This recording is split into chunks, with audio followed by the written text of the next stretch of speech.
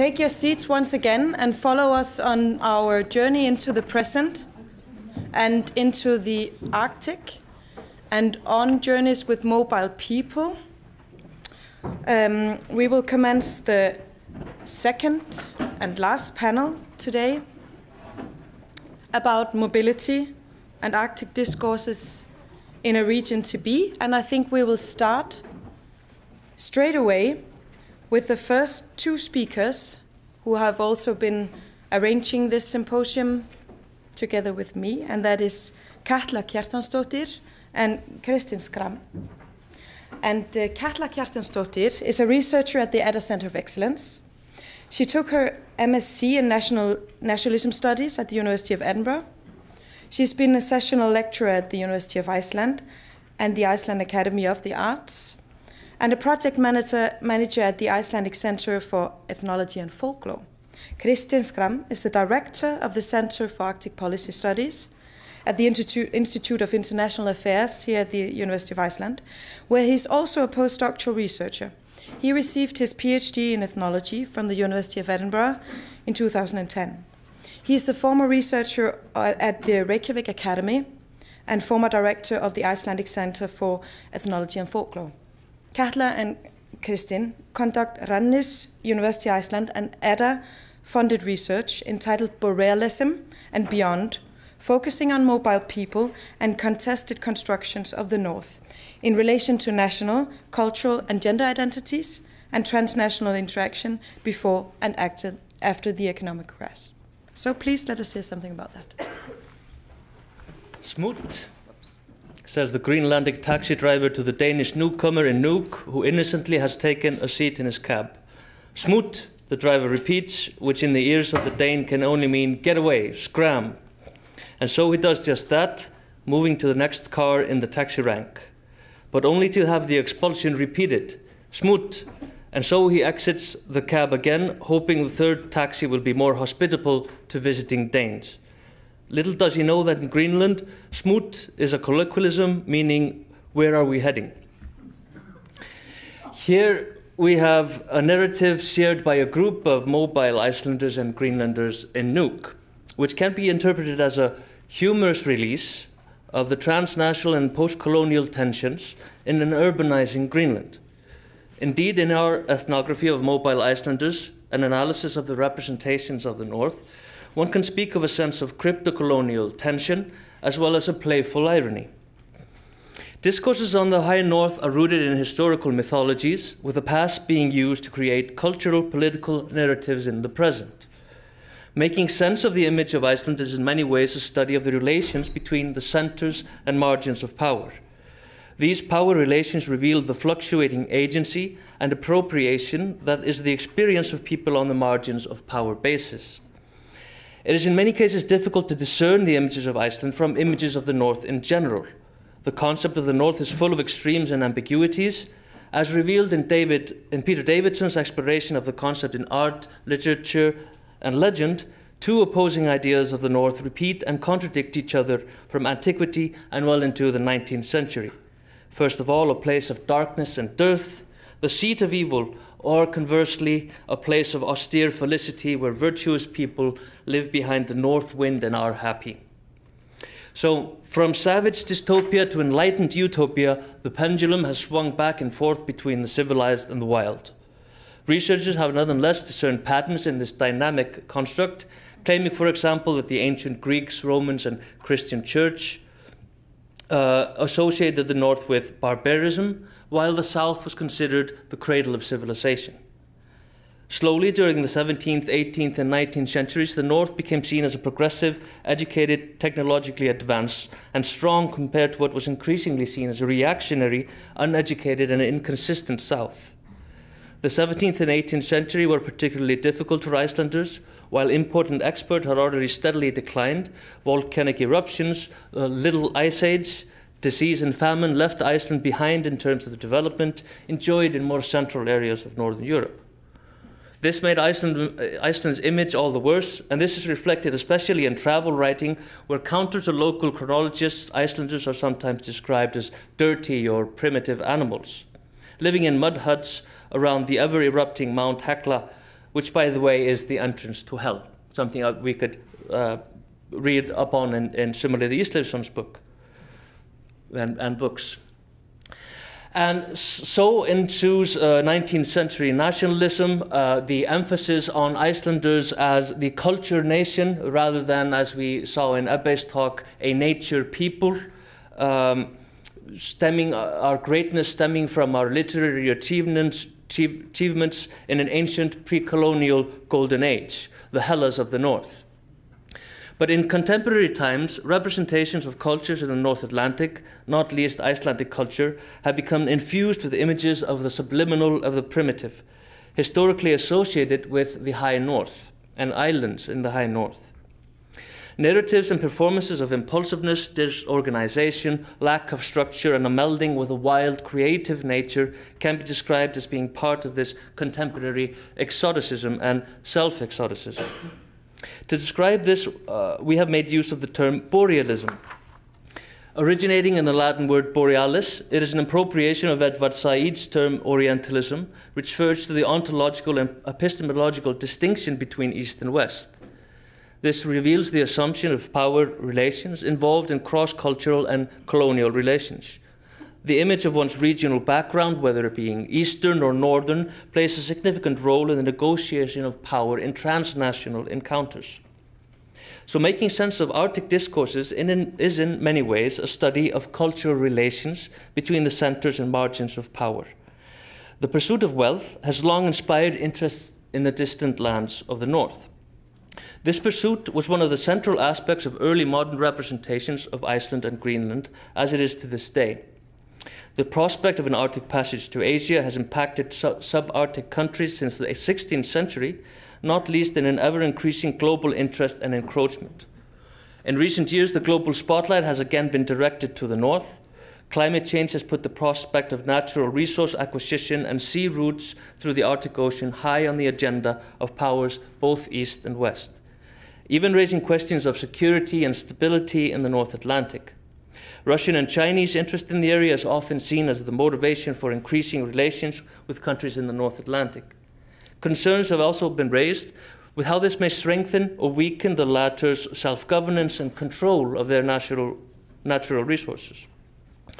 Whether in acquisition of routes, markets, territory, and natural resources, acquisition, or in seeking status within new communities, these transnational power relations reveal the fluctuating agency and appropriation that is the experience of people from the margins or a perceived margin of regional power bases, or the fringes of the North. Transnational communication and mobility often reveal these dynamics and can be clearly experienced in the foreigners' expatriates' negotiations for power within a host country. The term borealism therefore has a colonial perspective that calls for some elaboration. The colonial status of the North Atlantic has been in many ways unclear and controversial. Iceland is, for example, difficult to compare with Greenland. The former, once a dependency of the Danish crown, gained autonomy in 1918 and full independence in 1944. But its former position and treatment within the Danish kingdom is obscure in modern times. A colonial past of subjugation and inferiority has largely been brushed aside in Iceland's national discourse, as it is at odds with the exaltation of Icelandic language, culture, and literary heritage.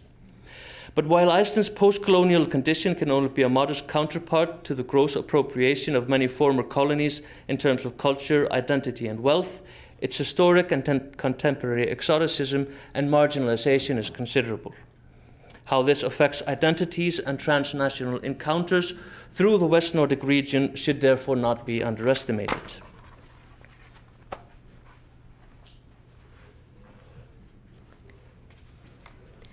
Post-colonial perspectives could therefore be helpful in examining contemporary transnational relations. Like we heard earlier today, a handful of scholars, many within our networks, have recently begun to apply post-colonial perspectives on nations that would not normally be classified as colonies. An example of this is the work of Michael Herzfeld, who in the course of studying countries such as Greece and Thailand, coined the term crypto-colonies. The heuristic term describes independent nations that form, in effect, buffer zones between the colonized lands and those yet untamed to use his own words, and are then articulated in the ironic guise of aggressively national culture fashioned to suit foreign models. Researching the developing policy and cultural practices in subarctic nations from this perspective offers many possibilities that will be explored in our continuing research. Negotiations of power among and within the Nordic countries often appear as sequences of official dialogue and relatively civil conflicts. From this image, it's often difficult to discern the experiences of people in the midst of such transnational interactions and the significance of identity within it. In our past research, we have explored how national origin, cultural heritage, and national identities play a significant part in the everyday power relationships of both folk groups and individuals. We have examined how individuals negotiate and perform their identities and images within these relations.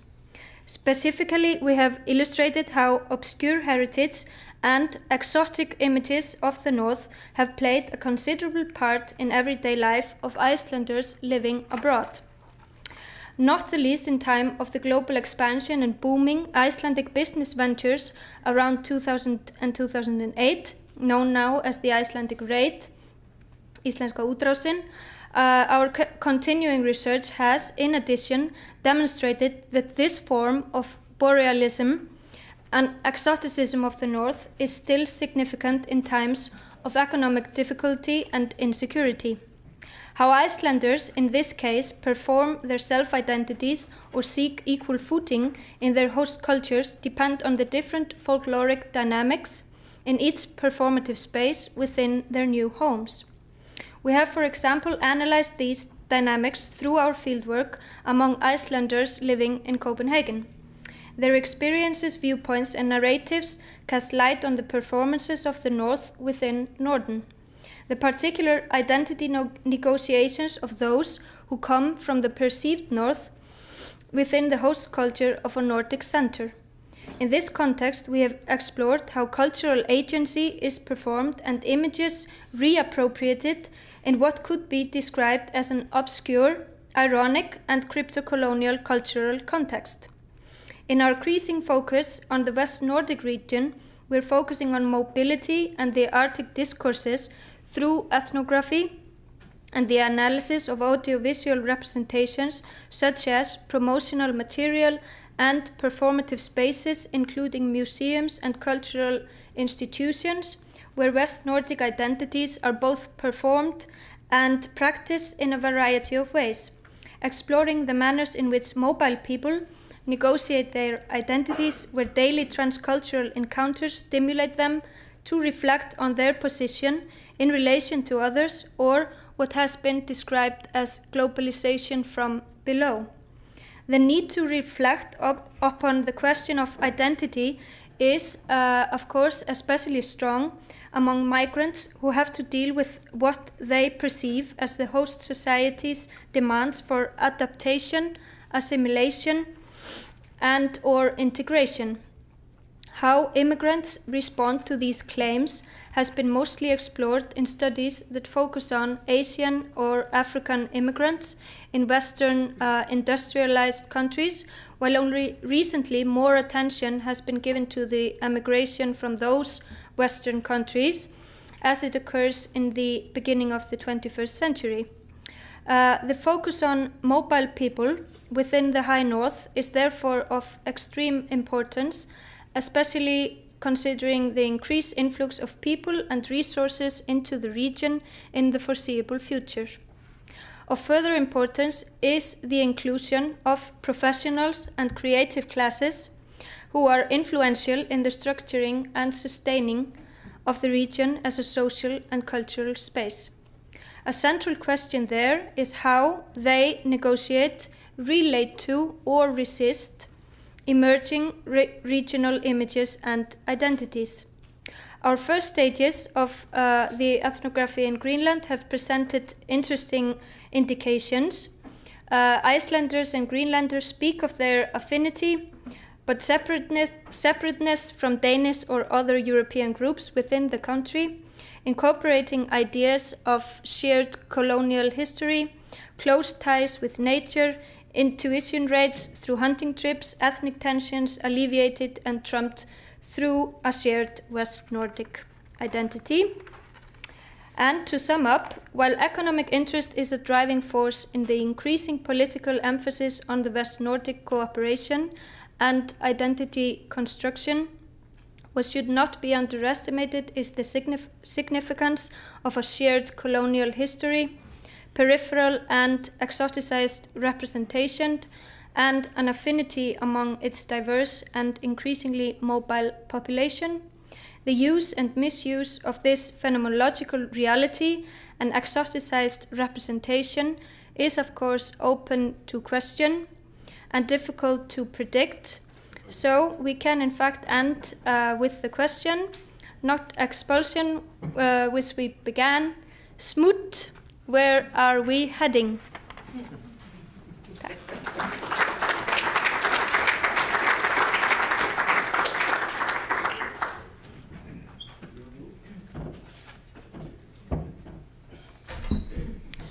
Thank you very much, both of you. And straight on to our next speaker, Dr. Damien de George. And we had the pleasure of listening to some of Damien's points yesterday. Damien is founder of the Arctic Policy and Economic Forum, which is a yearly conference gathering policymakers and economic stakeholders in the Arctic. A former freelance foreign correspondent for a Greenlandic newspaper. He visited Greenland for the first time in 1998 and has been extensively working on Greenlandic issues for more than 10 years. He graduated in Nordic Studies, or Danish, from the Paris-Sorbonne University, where he also studied Icelandic, and holds a doctoral degree in political science from Paris-Dakar University after a thesis on the role of Greenland in the Arctic. He collaborated on several occasions with the cabinet of then French Minister for Ecology and taught international politics and used at the University of Greenland. Dr. de George heads an international business diplomacy chair at the Paris School of Business. So please, the floor is yours.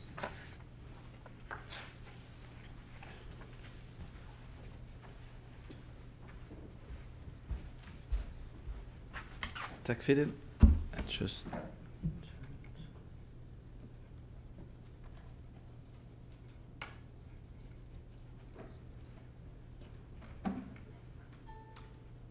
okay. Hello, everyone. So this is a perspective on Greenland future and challenges ahead, having a look at Iceland past and present.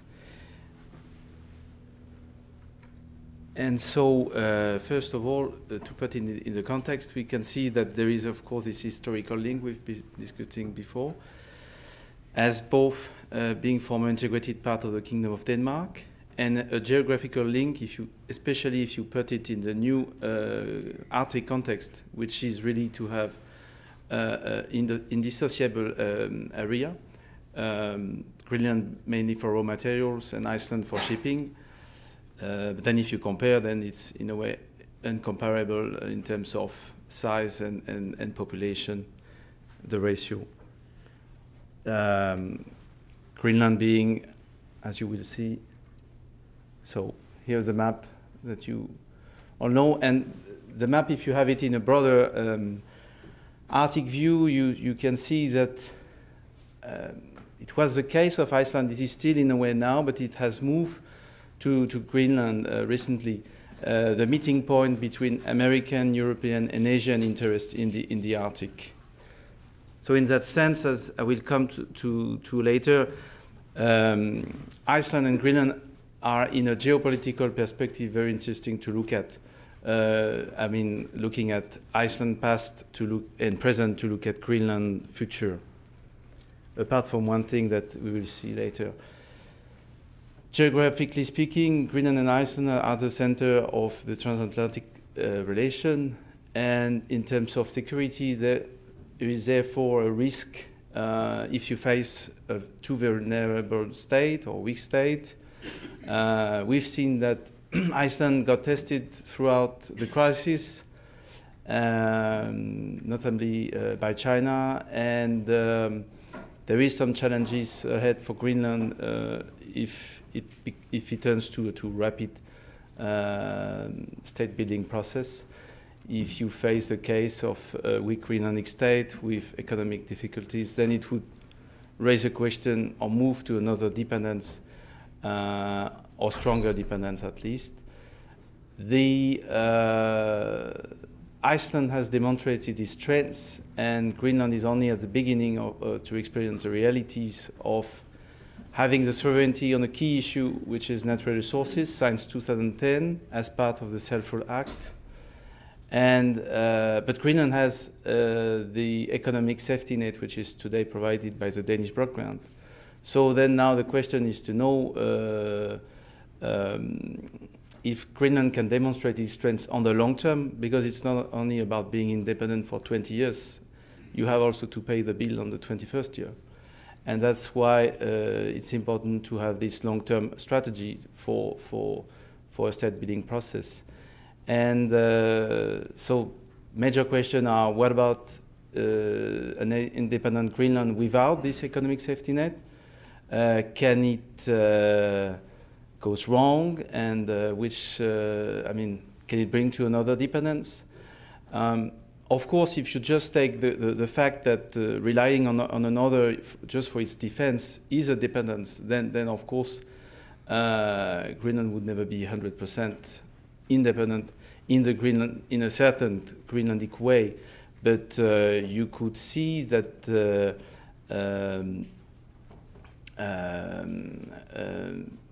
there could be some options in terms of economic safety net if it turns to be if it turns to rejoin a partly supranational entity. It could be either in North America or in Europe, either NAFTA or the EU. But then NAFTA being only free trade, then the EU would just be the only option. But then this option is challenged by the fact that nobody knows how the EU would look like when and if Greenland becomes independent. So it's just for now scenarios. Just to have a map of what Greenland is about, it's a self-ruled territory within the Kingdom of Denmark, which has everything to attract everyone.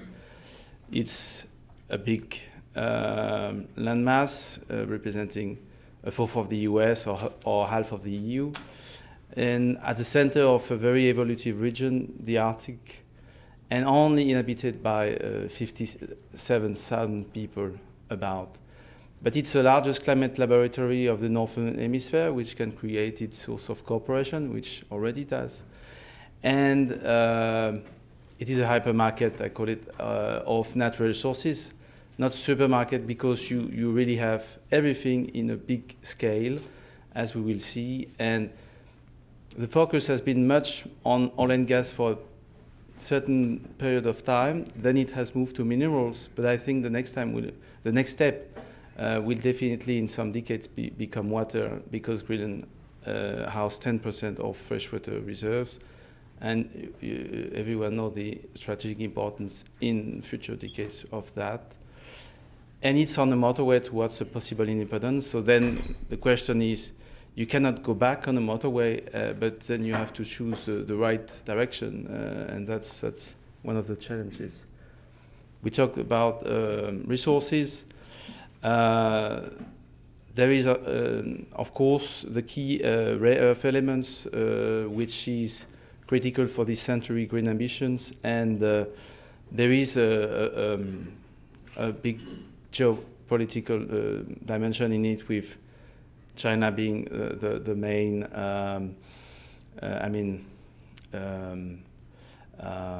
leading more than 97% of the world production of rare earth.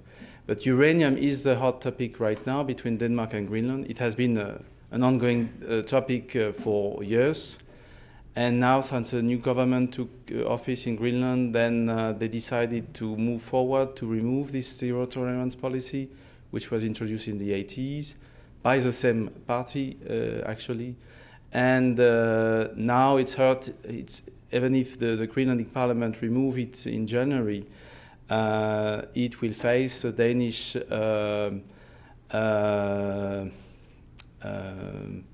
I mean, it will face a discussion with Denmark, at least, on the issue of security, which is included in this export issues. Uranium being, in this regard, more as a byproduct connected to rare earth. The interesting thing, if you look at Iceland, is that you could see that after the crisis, well, through the crisis, Iceland has been challenged as an easy entrance ticket sometimes in the Arctic, and the case of Greenland is interesting as, in a way, a next step. Could Greenland become an easy entrance ticket to the Arctic? And so, just it's a map, in a way, to put Greenland in context compared to its neighbors, the Arctic coastal territories. And when you look at the population, then the critical question is to have in mind who runs Greenland politically, and so who decide of political matters, and it's about 43 persons, which means that you only need to have 25 persons about on your side to have access to Greenland. And then the question of the challenges of education come into account very much, because then it's about to have a global vision of the development going in Greenland, to understand the big game, in a way, going on with raw materials, Arctic, and so on.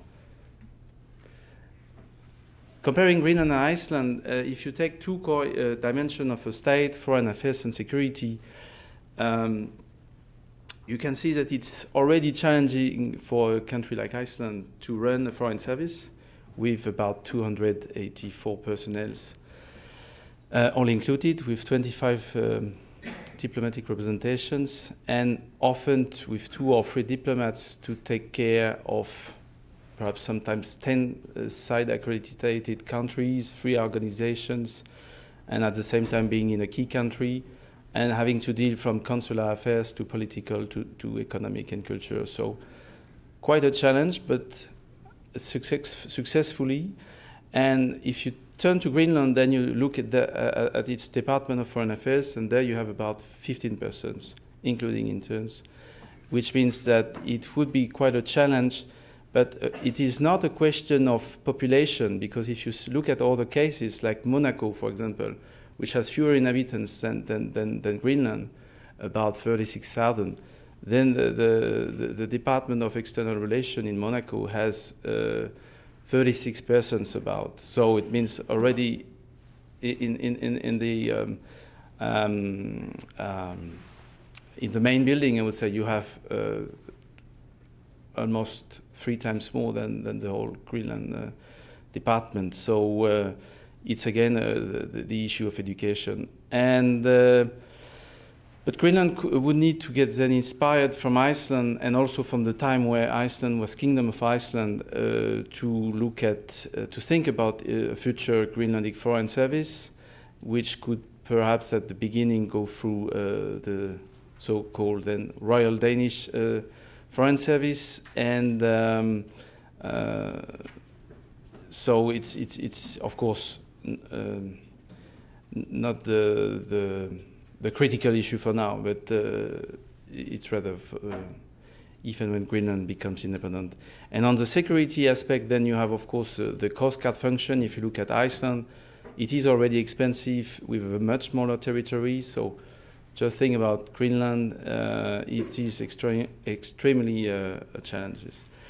And on the defense aspect, I look at 3 options. Defense agreements with Denmark or the US, or the NATO option like Iceland is experiencing right now. But in the situation of Greenland, also to secure long-term investments and to have a stable security framework and not to disturb this balance, then the Danish option appears as the best one in order to keep a status quo in the situation and a win-win situation for both. Just a quick look to the increasing relationship between Greenland and Iceland, the two neighbors. There was a launch of a Greenlandic-Icelandic Chamber of Commerce, a consulate general in Nuuk, and then the role for Iceland in Greenland's development. Then, at least, as you will see, Iceland has a potential to serve as a hub between the world and Greenland, but you can see also the potential for Greenland if this hub is a bit moved to the left, and in Kangerlussuaq, for example. Of course, it means big investments for infrastructures, but then it can have some effects. It could look like that. And finally, is Iceland presence Greenland's future? Here's a picture you may be familiar with. Looking at the case of China and Iceland, so it's not a new relationship, and there's been ongoing things going on that you probably all know. But then going to Greenland, it's not new neither, and Greenland are completely everything that China could be looking for. Strategic resources, rare earth, iron ore, uranium. We see also in other fields, a coastal dimension, of course, in the Arctic, close to the Icelandic shipping hub, fresh water in the long term, etc., etc. And always have, of course, this Arctic dimension when you talk about foreign investment in Greenland. And the climate dimension, which helps in a way to enter Greenland. And you could see, I think the most significant example was in 2011 when then Greenlandic minister met with Chinese vice premier, now premier. When you know that Chinese usually don't meet with non-state, then it's really interesting to look at it. But Greenland is in charge of its natural resources, so that's the point. So conclusion, Iceland is very interesting to look at in a geopolitical perspective, apart from the point that you would probably, I would say for sure, given the strategic dimension of the Thule air base for the US defense system, you will not see a past similar to the one Iceland has experienced with the withdrawal from Keflavik in Greenland's futures. Definitely Greenland is a territory to follow, and Icelanders are becoming more and more aware of that. It is critical to ensure a solid economy if you have a Greenlandic state, given the risk related to foreign helps. And the final question is then, Icelanders, in a way that you could call the cuisine for Greenlanders, could Icelanders explain Greenland the reality of being a state after having been dependent on Denmark, telling about their own experience to then see the challenges ahead? Thank you. Tack för det.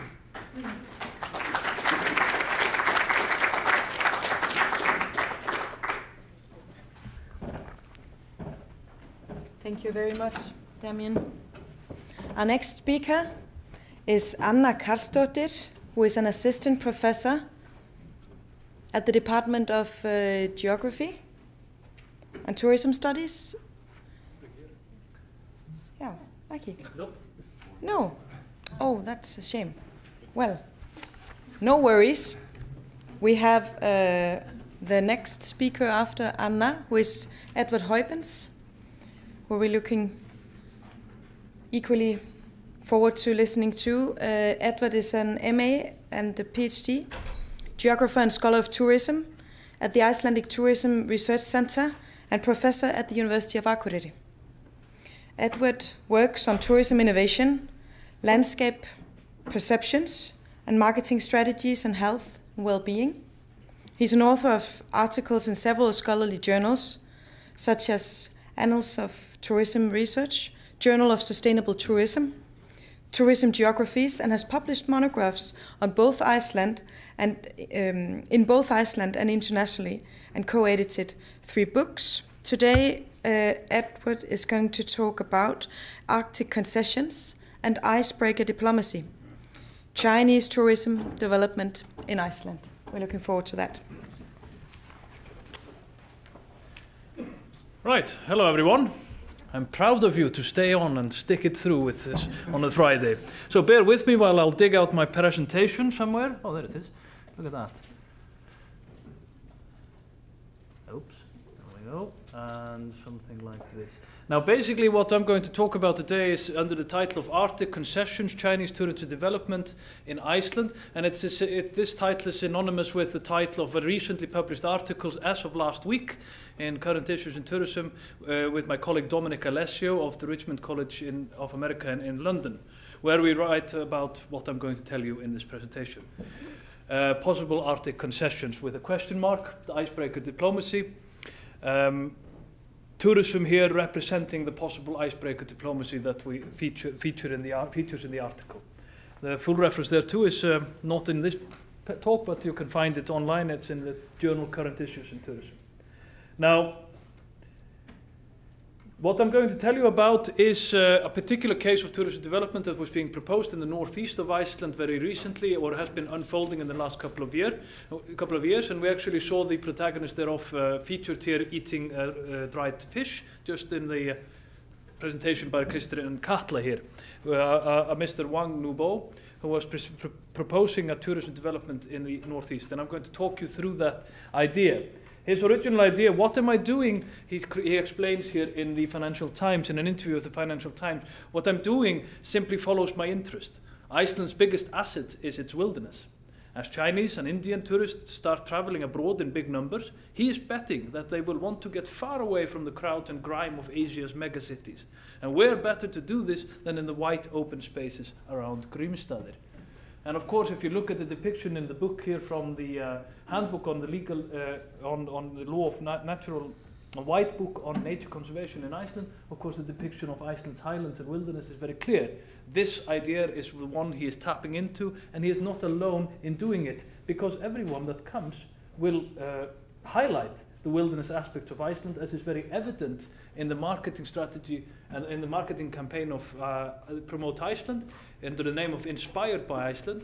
Therein, people were asked to upload pictures from the island and name the country, and this is what they came up with. So they are very uniquely sharing the ideas of Nubo in that sense. If you look at the pictures, they describe awestruck people, mostly focusing on wilderness landscapes void of human habitation, light, water, getting lost in, etc., beauty, and on it goes, wonderland, and someone wants to even to protect it.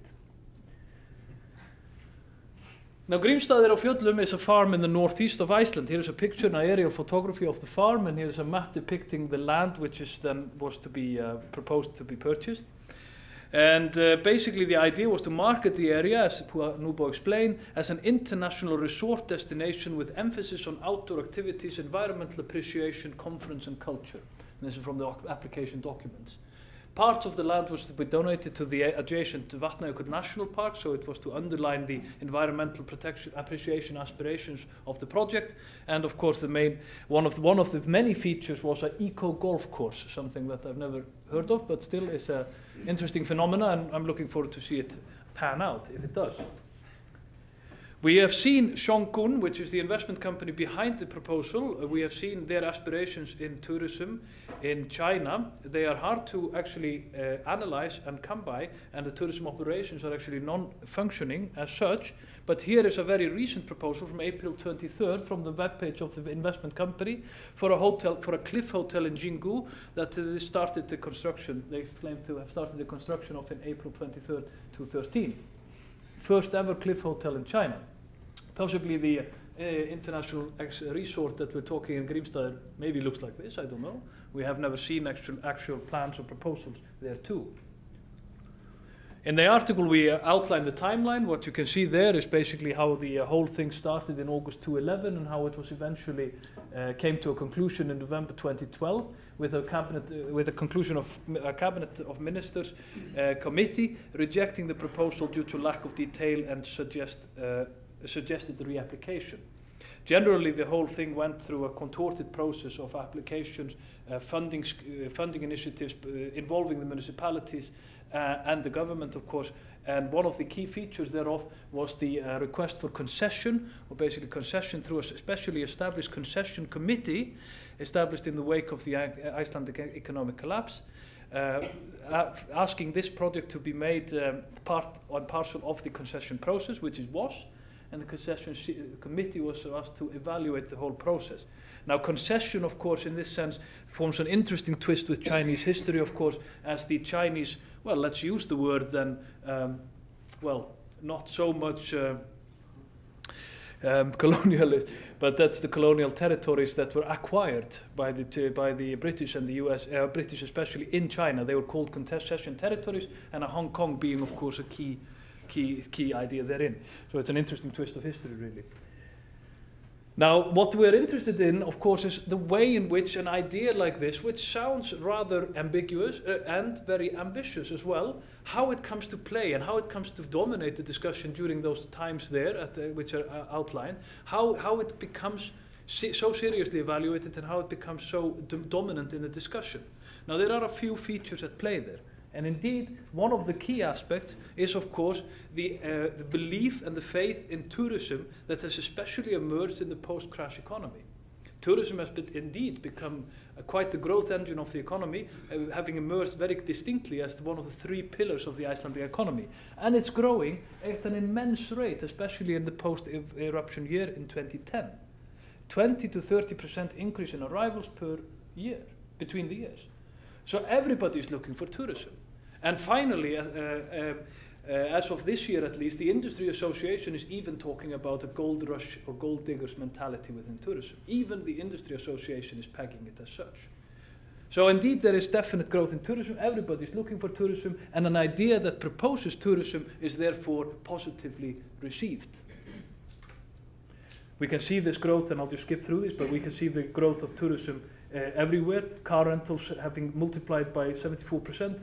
Accommodation, restaurant, tour operator license has gone up by 89% in the period, and etc. Now, the second feature the whole investment proposal plays on, in a way, is the core periphery dynamics within the country. Here we're looking at Iceland from a very geographical perspective that outlines the country's regions, sizing them up in terms of migration patterns. And as you can see, of course, the dominance of the southwest corner, and how the northeast region, of course, which would be then the far up left, is definitely suffering from outmigration, actually from sustained outmigration and economic decline. And thus, any and all investment proposals are again met with positive fervor in a region like this. And if someone was worried about the smallness of the political elite within Greenland, just imagine the northeast of Iceland in that context. That region, of course, and all regions of Iceland are definitely suffering from tourism challenges. So any proposal in tourism investment, not only just any investment, but also tourism investment that aims to address this particular challenge, which is a seasonality issue, basically a tourism investment proposing to be a whole year investment, will definitely also be met with positive fervor, because all the regions of Iceland suffer from pronounced seasonality except the capital region, where you see that the capital region holds up to 90% of all bed nights through the year and most of the months of the years. Only the other regions to emerge in the summertime. So basically, someone opening an all year round hotel out in the far out northeast will, of course, be met with positivity as people perceive it, will aim to address this.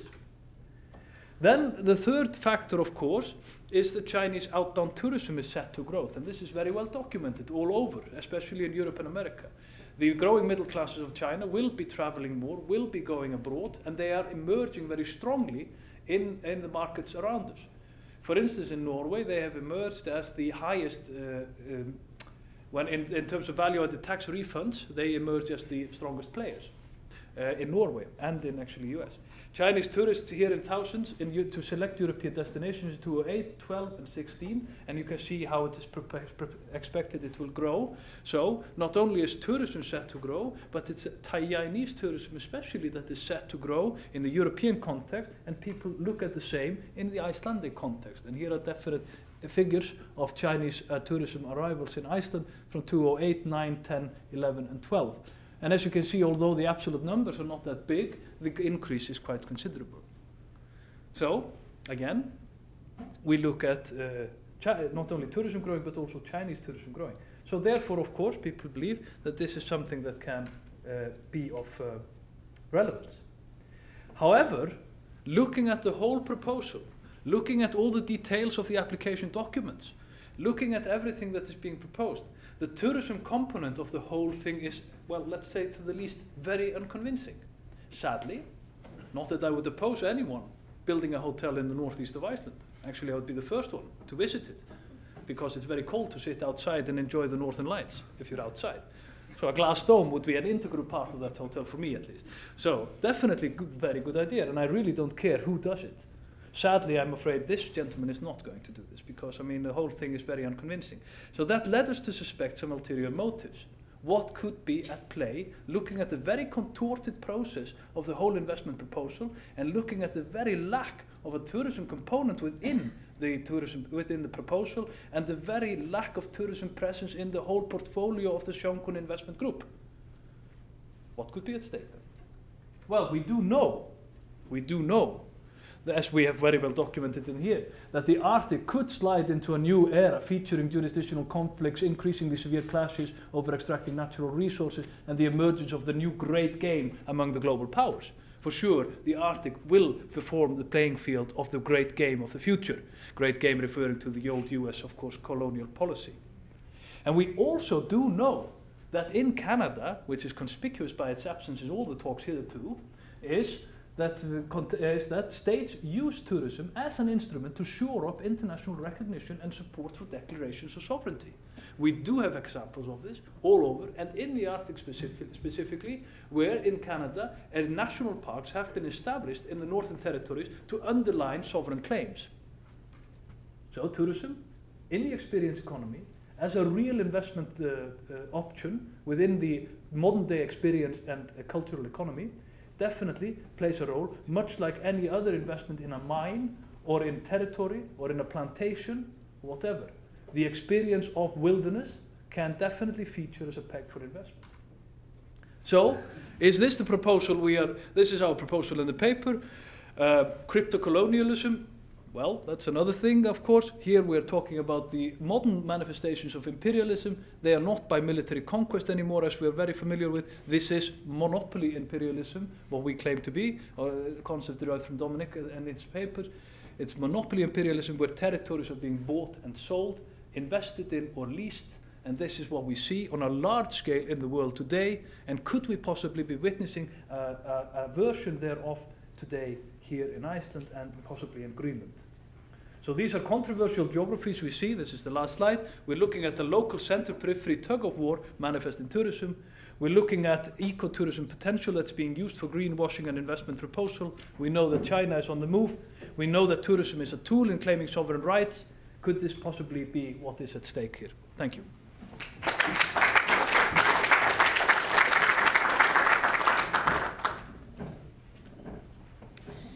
Thank you very much, Edward, for following up so nicely on Damian's talk. Our last speaker, who we've been looking forward to listening to very much, is Kirsten Loftsdóttir. Kirsten is a professor of anthropology here at the University of Iceland. She received her doctorate from the University of Arizona in the year 2000. Her research has focused on whiteness, gender, and racial identity in Iceland, in addition to exploring Icelandic identity in relation to post-colonialism, international development, and multiculturalism. Currently, she's directing the research project Icelandic Identity in Crisis, supported by the Icelandic Research Fund. She has organized the NOSHS-funded network, Nordic Colonial Mind, as well as crisis and Nordic identity. And today, Kirsten will give a talk here called In Cuba They Have McDonald's, Icelandic Post-Colonial Anxieties After the Economic Collapse. Thank you very much.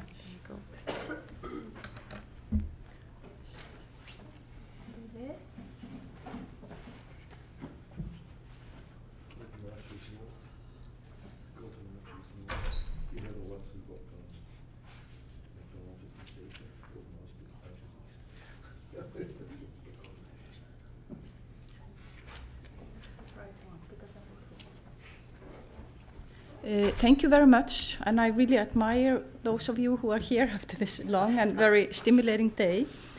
And I hope I can keep your attention, which is probably difficult now. The first McDonald's restaurant opened in Iceland in fall 1993. The event featured in all major newspapers, and as photos from the opening reflect, it was celebrated by key politicians and business people in Iceland in a space of men, mainly talking to other men. The Prime Minister himself even warmly welcomed the fast food place by participating in the publicity stunt of consuming the first Icelandic McDonald's burger. The media image of his big bite shows the embodied consumption of global symbols and the full internalization, marking officially the beginning of a new era in Iceland. The celebration has to be contextualized within historical but ongoing Icelandic narratives of Icelanders surviving through the centuries in an intense poverty in an inhabitable country. Perhaps McDonald's can be seen as welcomed so strongly because it symbolically marked Iceland's full entry into modernity. The big bite of the Prime Minister becomes the triumph exclamation of a society that has overcome these conditions and finally gained the ultimate sign of modernity, a McDonald's place. The story does, of course, not end here. In 2008, like all of you know, the party was over, with 3 of Iceland's main banks technically going bankrupt, and 1 year later, McDonald's closed its operation in Iceland. My discussion uses McDonald's as a site to illustrate the interplay of desire and anxieties that I see as fundamental to Icelandic national identity, and have to be contextualized in colonial classification and hierarchies. But the example also reflects persistent, even though shifting, global inequalities of desirable and non-desirable nations. Iceland's relationship with colonialism has been ambiguous, like a lot of the speakers here have referred to, characterized by anxieties of being classified with colonial populations while attempting to position Icelanders as belonging with the civilized part of the world, like I have explored in my own publications. And like many of the speakers have referred to, Icelanders were for centuries described as backward and primitive by European writers, much to the dismay of Icelandic intellectuals at different times. Still seen simultaneously, as stressed by historian Sumarliðis, who we mentioned also earlier, in the 19th century as keeper of the Nordic heritage. Jón Aðils, who is often seen as a leading scholar in shaping early 20th century Icelandic national identity, he wrote in 1903 that the Icelandic nation, and I quote him here, could still enter the front row and contribute greatly to world culture. Jón Aðils' words bring out an image of a nation that imagines itself under a foreign rule, desiring an opportunity to show her worth in a wider context of nations, to belong to the front row, as phrased by Jón Aðils. And as such, it can be contextualized within a long tradition dating back to 1593 of Icelandic scholars also trying to correct the misconception of foreigners in relation to Iceland. At the time of the big bite of the Prime Minister in 1993, Iceland was on the threshold of undergoing intensive global integration and process of neoliberalization. Iceland joined the European Economic Area in 1994 and became part of the Schengen area in 2001. And in 1997, the process of privatization of Icelandic Bank began, and in 2003, the 3 largest banks had been fully privatized. And interestingly enough, Iceland's status as a Danish dependency was evoked regularly during the boom period, often focusing on the presumed envy of Danes to see their former colonized subjects succeeding internationally, but also very strongly in the notion that now, finally, the foreigners would realize the greatness of Iceland. Just to give example of the atmosphere, this is kind of also the atmosphere in Iceland at that time, money with not a whole lot of effort. But to give you another example, which is familiar to most of the Icelanders here, the Icelandic Chambers of Commerce expressed even in a report of their vision for Iceland in 2015, their suggestion, and I'm quoting here directly, that Iceland should stop comparing itself to the Nordic countries, because after all, we are superior to them in most respect. So the association with the North was not always even good enough. It had to be more powerful or more prestigious Western countries. Also, to give another example of the atmosphere, the Business Congress in 2007, held by the same Icelandic Chambers of Commerce, led together predominant business people and politicians under the heading Iceland Best in the World. The atmosphere in Iceland at that time indicates that the question mark could possibly refer to an actual consideration, an actual question be taken seriously, even though it was supposedly put forward in a self-reflexive way. If in the 2000, the moment that Jón Adil spoke about 100 years earlier, of Icelanders hopefully entering the front row seemed to have finally arrived, it was clearly over in 2008. A nation of 300,000 people had become one of the main bankruptcy cases in history, not in relative terms, but in absolute terms.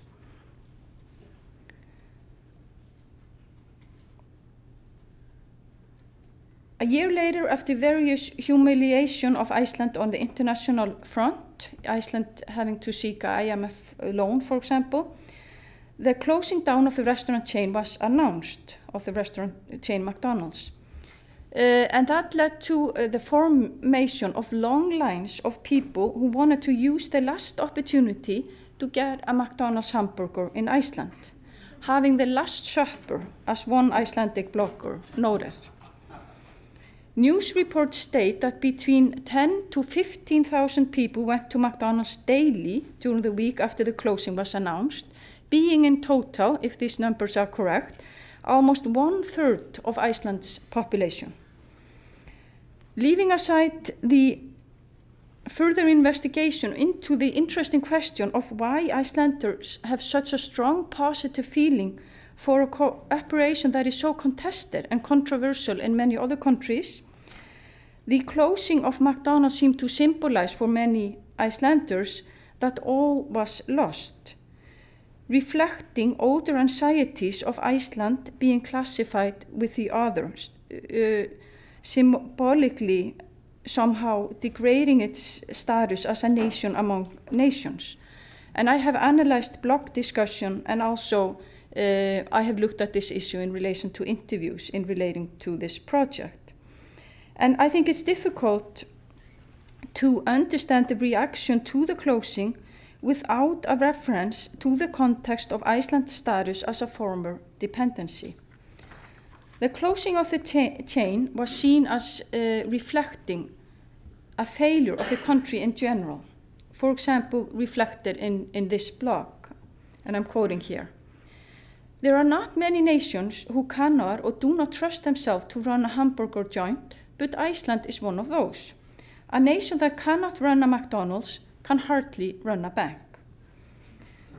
Another quote connecting to Iceland's status internationally, or loss of status internationally, and I'm quoting here again directly, the Minister of Business announced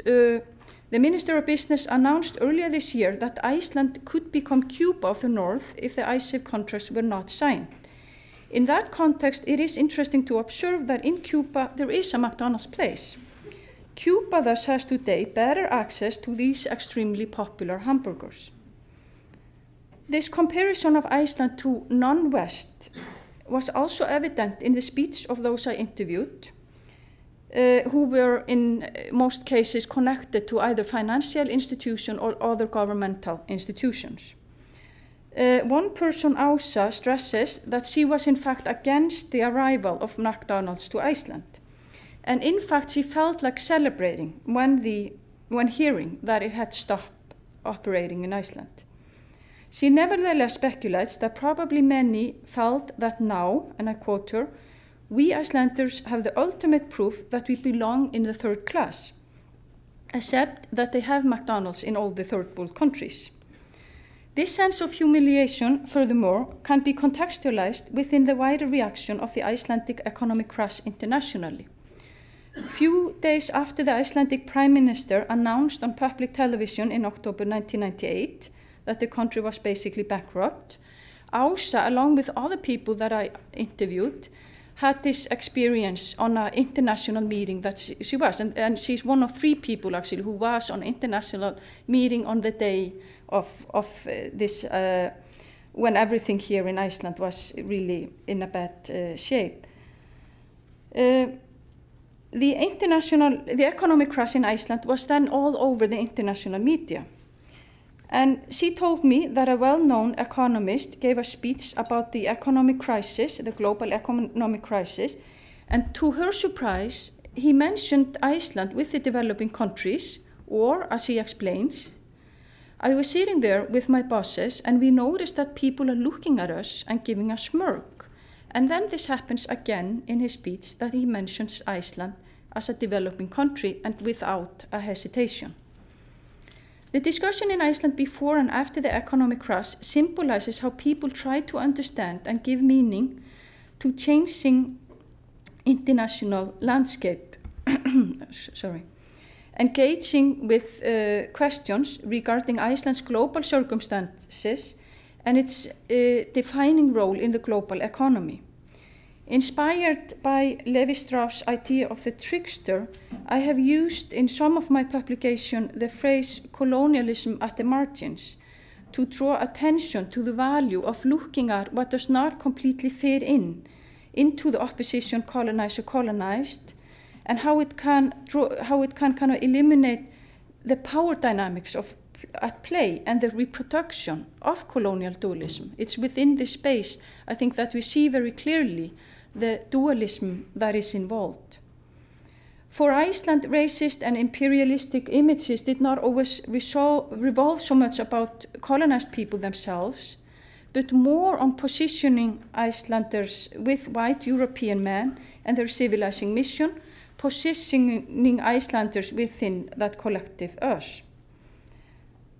Icelandic anxieties of being associated with the other do, as in the past, reflect a global power dynamics, which is usually not reflected as clearly as we see in this discussion. And just to conclude, the economic crash in 2008 led Iceland becoming for a while the prime object of global media attention, Iceland being labeled by some international media as the canary in the coal mine. And thus, perhaps, Iceland gained the international attention that the 19th century Icelander Jón Aðils hoped for, even though not being the one desired, and in fact gained at a very high price. The closing of McDonald's in Iceland and the long lines of Icelanders eagerly trying to get one last hamburger caught the eye of the international media, which reported also very strongly on the closing. The editor of the Wall Street Journal probably unknowingly engaged with this fear of being classified in the wrong way by pointing kindly out that in addition to Iceland, only extremely poor and war-torn countries do not have a McDonald's. Thank you all.